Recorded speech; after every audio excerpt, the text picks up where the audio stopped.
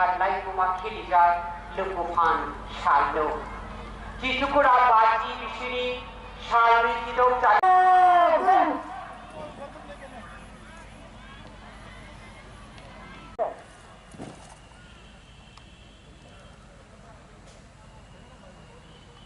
নমস্কার।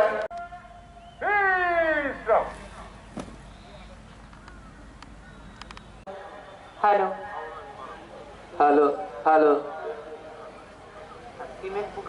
Hello hello এদিকে তাকাও সবাই।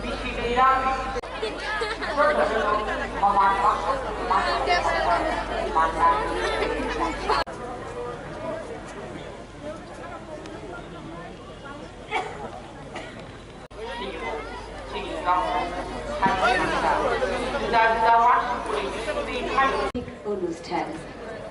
নমস্কার।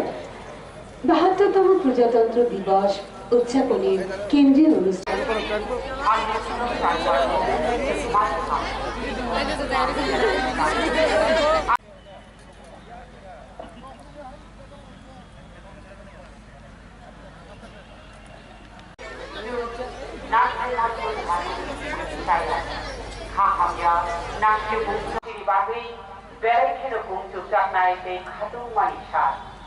Bisifil sinitiri lukufan shai hasung hatai hasuk himachorlu group shaun subui bolong halong hapung hatai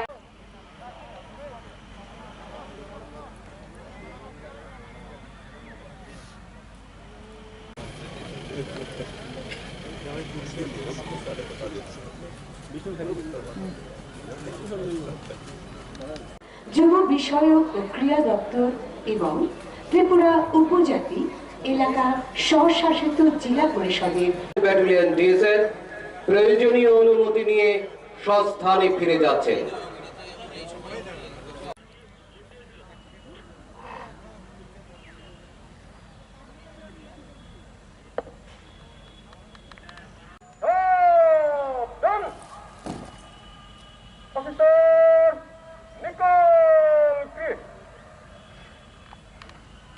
আমাদের মহান প্রজাতন্ত্রের ৭২তম বার্ষিকীর এই উজ্জ্বল আলোকিত প্রভাবে প্রজাতন্ত্র দিবস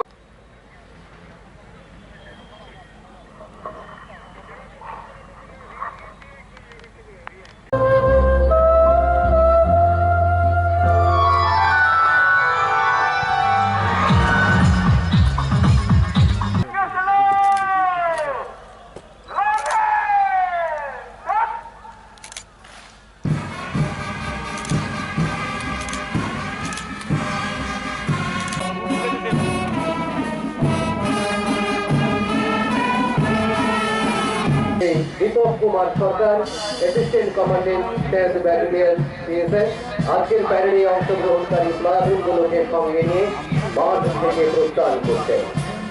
পরবর্তী কার্যক্রম সাংস্কৃতিক অনুষ্ঠান।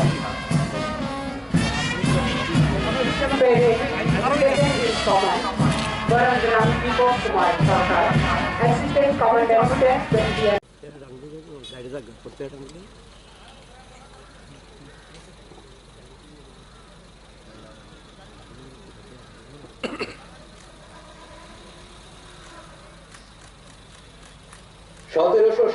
সালের পলাশী প্রান্তরে স্বাধীনতার সূর্য অস্তমিত হয়েছিল। 1947 সালের 15ই আগস্টের মধ্যরাত্রিতে সমগ্র জাতির কাছে এসেছিল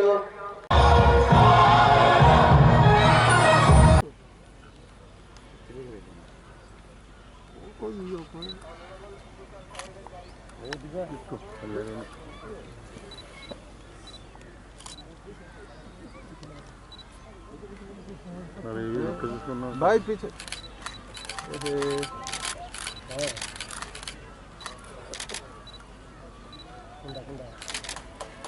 Shri Shibcharan Debbarma, havildar general duty, 7th battalion, Tripura state rifles.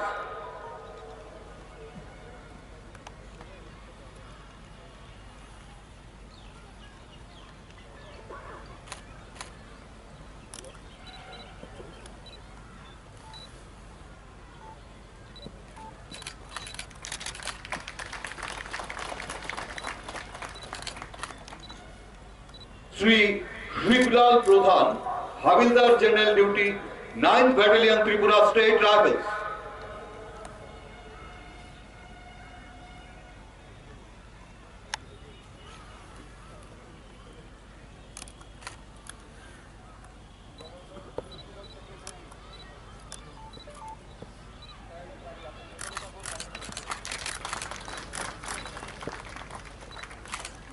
Sri Ashok Kumar Majumdar, Constable, North District.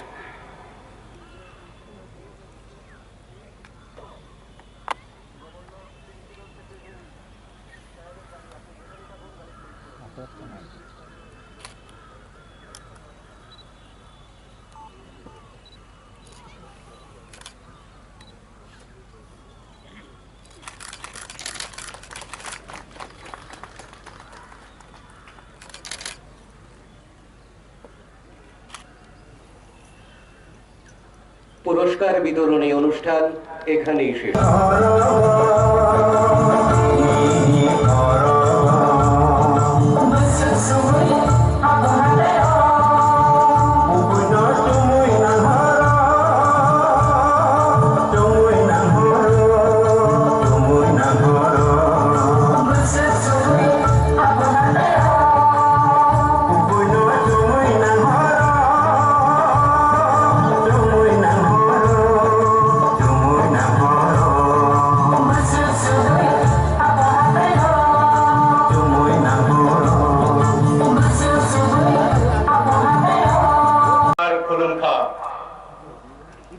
हमारे गणतंत्र दिवस की 72वीं वर्षगांठ के शुभ अवसर पर मैं त्रिपुरा के सभी नागरिकों को तथा इस समारोह में उपस्थित सभी लोगों को शुभकामनाएं एवं हार्दिक बधाई देता हूं।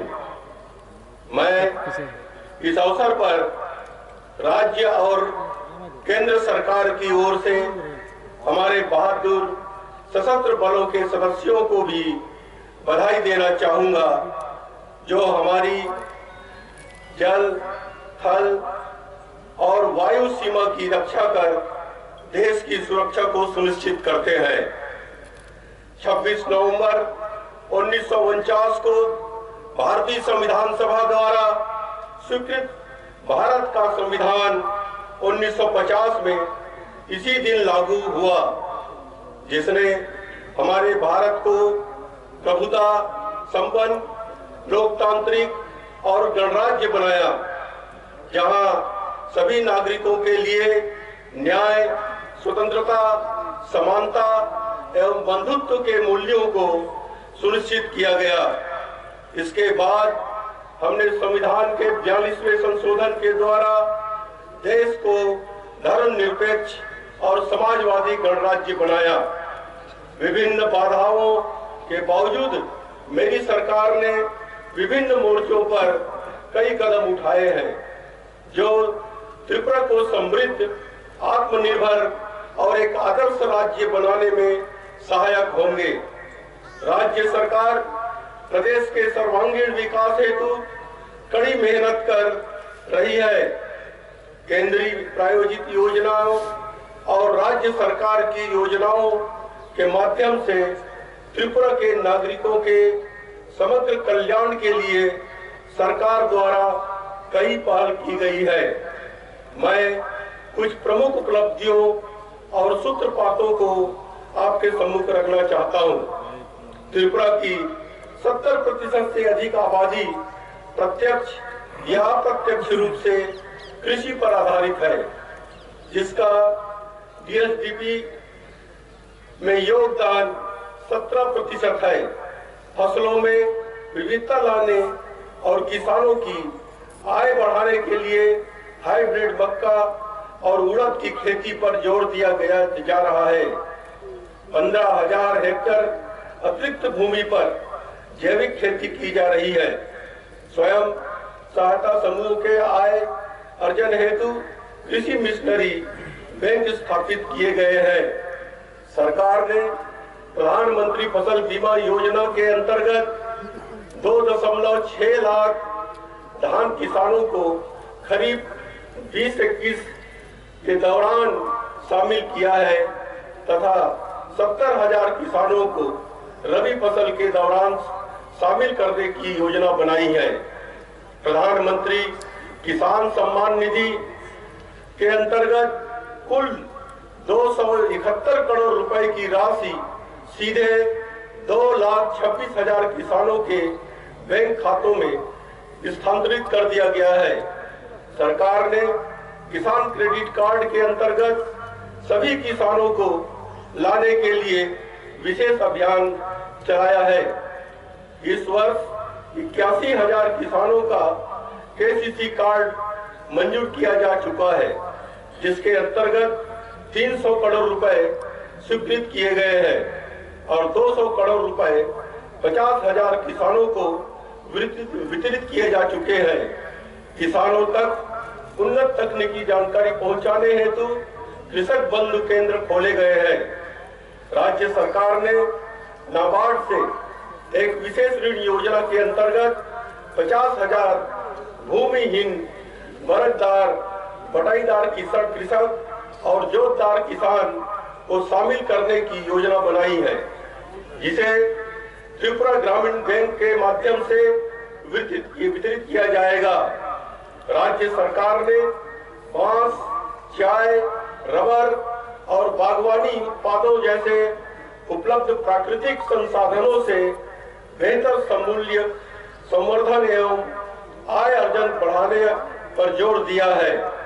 अतिरिक्त 2,315 हेक्टेयर भूमि को फल उत्पादन एवं बागानी फसलों के अंतर्गत लाया गया है।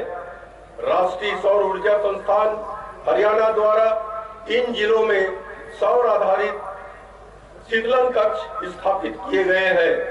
पूरे साल अनानास के निरंतर उत्पादन को सुनिश्चित करने के लिए केमिकल स्टैगिंग प्रक्रिया के माध्यम से 505 हेक्टेयर भूमि में अनानास की खेती के लिए नई योजना शुरू की गई है।